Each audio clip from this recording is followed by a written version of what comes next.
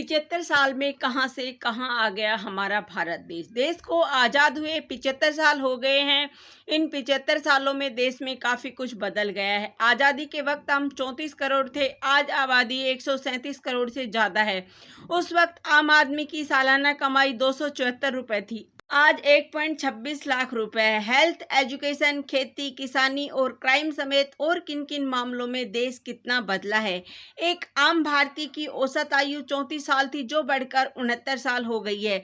देश की जीडीपी 2.93 लाख करोड़ रुपए से बढ़कर आज करीब 134 लाख करोड़ रुपए हो गई है। नंबर 1, जमकर बढ़ी देश की आबादी। जब हम आज़ाद हुए तब देश की आबादी 34 करोड़ के आसपास थी। 1951 में देश की पहली जनगणना हुई। उस वक्त हमारी आबादी 36 करोड़ से थोड़ी ही ज़्यादा थी।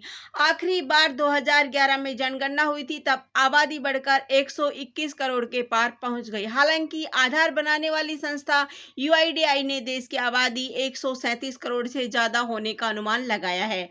आम आदमी की कमाई भी बहुत बढ़ी है। 75 साल में आम आदमी की कमाई भी बढ़ी है। 1950 से 51 में देश में एक आदमी की सालाना कमाई 274 रुपये थी। आज के हिसाब से देखा जाए तो ये रकम काफ़ी कम है। आज 274 रुपये में महीने भर का मोबाइल डेटा प्लान भी नहीं आता, लेकिन उस वक्त एक आदमी की साल भर की कमाई इतनी ही थी। आज़ादी के बाद से अब तक देश में प्रति व्यक्ति सालाना कमाई सैकड़ों गुना बढ़ गई है। 2020-21 में प्रति व्यक्ति औसत आय 1.26 लाख रुपए से ज्यादा रही थी। ये आंकड़ा और ज्यादा होता अगर कोरोना वायरस नहीं आया होता। 3.27 करोड़ से ज्यादा लोग अब भी गरीबी रेखा से नीचे। एक अनुमान के मुताबिक आजादी के वक्त देश के 25 करोड़ से ज्यादा लोग गरीबी रेखा से नीचे थे, जो उस वक्त की आबादी का 80% होता है। हमारे देश में 1956 के बाद से गरीबी की संख्या का हिसाब किताब रखा जाने लगा है।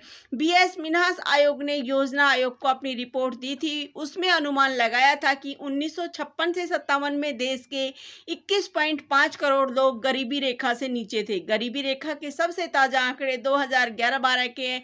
इन आंकड़ों के मुताबिक देश की 26.9 करोड़ आबादी गरीबी रेखा से नीचे, यानी उस समय तक देश की 22% आबादी गरीबी रेखा से नीचे आती थी।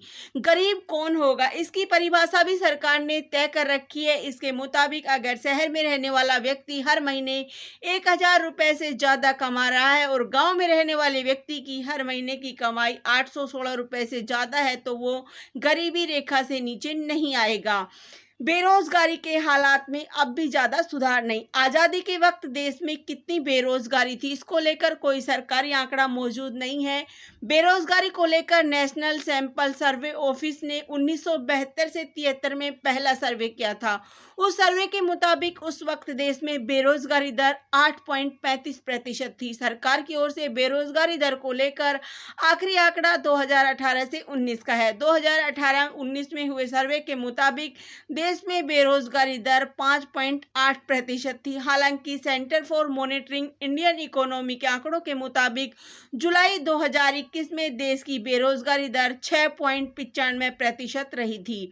50 गुना से ज्यादा बढ़ी जीडीपी। किसी भी देश की आर्थिक सेहत कैसी हो, इसको जानने का पैमाना है जीडीपी, यानी ग्रॉस डोमेस्टिक प्रोडक्ट। ऐसा माना जाता है कि जब अंग्रेज भारत आए थे तब दुनिया की जीडीपी में भारत की हिस्सेदारी 22% से ज्यादा थी, लेकिन जब वो छोड़कर गए तो ये हिस्सेदारी घटकर 3% पर आ गई। आजादी के बाद से अब तक हमारी जीडीपी 50 गुना बढ़ी है। 1950 से 51 में हमारी जीडीपी 2.93 लाख करोड़ रुपए थी, जो 2020-21 में 134 लाख करोड़ रुपए से ज्यादा होने का अनुमान है। आजादी से अब तक हेल्थ इंफ्रास्ट्रक्चर कितना बढ़ा। कोरोना ने बता दिया है कि किसी भी देश के लिए मजबूत हेल्थ इंफ्रास्ट्रक्चर कितना जरूरी है। आजादी से अब तक हमारे देश के हेल्थ इंफ्रास्ट्रक्चर में अच्छी खासी बढ़ोतरी हुई है। आजादी के समय देश में 30 मेडिकल कॉलेज ही थे, लेकिन अब 541 कॉलेज है। इतना ही नहीं, आजादी के समय देश भर में 2014 सरकारी अस्पताल थे और अब इनकी संख्या 23,500 से ज्यादा है। डॉक्टरों की संख्या भी 12 लाख से ज्यादा बढ़ी है। हालांकि अभी भी आबादी के लिहाज से डॉक्टरों की संख्या कम है। इस वक्त देश में 1313 आबादी पर एक डॉक्टर है, जबकि WHO के मुताबिक हर 1000 आबादी पर एक डॉक्टर होना चाहिए। बाल मृत्यु दर, सेक्स रेशो और औसत आयु। आजादी के बाद से अब तक बाल मृत्यु दर और औसत आयु में तो हालात सुधरे हैं, लेकिन सेक्स रेशो में हम पहले से ज्यादा पिछड़ गए हैं। आंकड़ों के मुताबिक 1951 में 1000 बच्चों पर मृत्यु दर जहां 146 थी, वो 2018 में घटकर 32 हो गई। यानी 1951 में हर 1000 बच्चों में से 146 बच्चे ऐसे थे जो 1 साल भी नहीं जी पाते थे। वहीं बात अगर औसत आयु की करें तो आजादी के वक्त देश की औसत आयु 34 साल थी। यानी उस वक्त एक व्यक्ति औसतन 34 साल ही जी पाता था। हालांकि अब औसत आयु बढ़कर 69 साल हो गई, लेकिन सेक्स रेशो में हमारी हालत सुधरने की जगह खराब ही हुई है।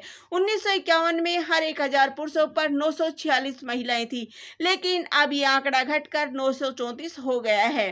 कभी 90 रुपए थी सोने की कीमत, आज 50,000 के पार। एक वक्त था जब भारत को सोने की चिड़िया कहा जाता था। इसका कारण ये था कि हमारे देश में हर घर में सोना हुआ करता था। आज भी दुनिया भर में सबसे ज्यादा सोना भारतीय घरों में ही है। आज 10 ग्राम सोने की कीमत 50,000 के आसपास पहुंच गई है, लेकिन जब हम आजाद हुए थे तब 10 ग्राम सोने की कीमत 90 रुपए भी नहीं थी। यानी अगर आज के हिसाब से तुलना करें तो आजादी के वक्त हम जितने में 10 ग्राम सोना खरीद सकते थे, आज उतने में 1 लीटर पेट्रोल भी नहीं आता। कभी 27 पैसे थी पेट्रोल की कीमत, आज 100 के पार। सोने के बाद अब आज देश में पेट्रोल की कीमतें 100 का आंकड़ा पार कर चुकी है, लेकिन अब आजादी के वक्त 1 लीटर पेट्रोल की कीमत महज 27 पैसे थी। साल 2000 तक 1 लीटर पेट्रोल की कीमत बढ़कर 29 रुपए के आसपास पहुंची। यानी देखा जाए तो आज हम जितने में 1 लीटर पेट्रोल खरीद रहे हैं, उतनी ही कीमत में आजादी के वक्त 350 लीटर से ज्यादा पेट्रोल आ जाता। कभी 1.5 लाख स्कूल थे, आज उससे 10 गुना ज्यादा। सरकारी आंकड़ों की माने तो 31 मार्च 1948 तक देश में 1.40 लाख के आसपास प्राइमरी और 12,693 मिडिल और हाई स्कूल थे, लेकिन आज देश में 15 लाख से ज्यादा स्कूल है। इसी तरह उस वक्त महज 414 कॉलेज ही देश में हुआ करते थे और आज इनकी संख्या 42,000 से ऊपर चली गई है। उस वक्त बजट भी मात्र 74 करोड़ रुपए हुआ करता था और 2021-22 में केंद्र सरकार ने शिक्षा मंत्रालय को 93,000 करोड़ रुपए से ज्यादा दिए हैं। क्राइम 8.5 गुना बढ़ा। केंद्र सरकार की agency national crime record bureau 1953 से अपराधों का लेखा जोखा रख रही है। 1953 में NCRB की पहली रिपोर्ट आई थी। उसके मुताबिक 1952 में देश में 6.25 लाख आपराधिक मामले दर्ज किए गए थे। उस वक्त 10,000 से ज्यादा मामले तो मर्डर के ही थे। NCRB की आखिरी रिपोर्ट 2019 के आंकड़ों पर आई है। इसकी माने तो 2019 में देश भर में 51.56 लाख से ज्यादा केस दर्ज किए गए थे, जिनमें 28,000 से ज्यादा मर्डर के केस थे। बलात्कार के मामलों में बेहताशा बढ़ोतरी हुई है। 1971 से NCRB बलात्कार के मामलों का डेटा रख रहा है। 1971 में देश में 2,487 केस बलात्कार के दर्ज किए गए थे, जबकि 2019 में 32,000 से ज्यादा केस दर्ज किए गए। कभी GDP में कृषि का योगदान 46% था, अब 20% से भी कम है। भारत कृषि प्रधान देश है। आजादी के वक्त देश की ज्यादातर आबादी खेती पर ही निर्भर थी। ऐसा अनुमान है कि उस वक्त 80% से ज्यादा आबादी की आजीविका खेती से ही चलती थी। इतना ही नहीं, उस समय देश की GDP में कृषि का योगदान भी करीब आधा हुआ करता था। योजना आयोग के मुताबिक 1954 से 55 में देश की GDP में कृषि का योगदान 46 के आसपास था, जो 2020-21 तक घटकर 20% से भी कम हो गया। हालांकि इस दौरान कृषि उत्पादन में जमकर बढ़ोतरी हुई है। खेती से जुड़े कामगारों की संख्या भी बढ़ी है।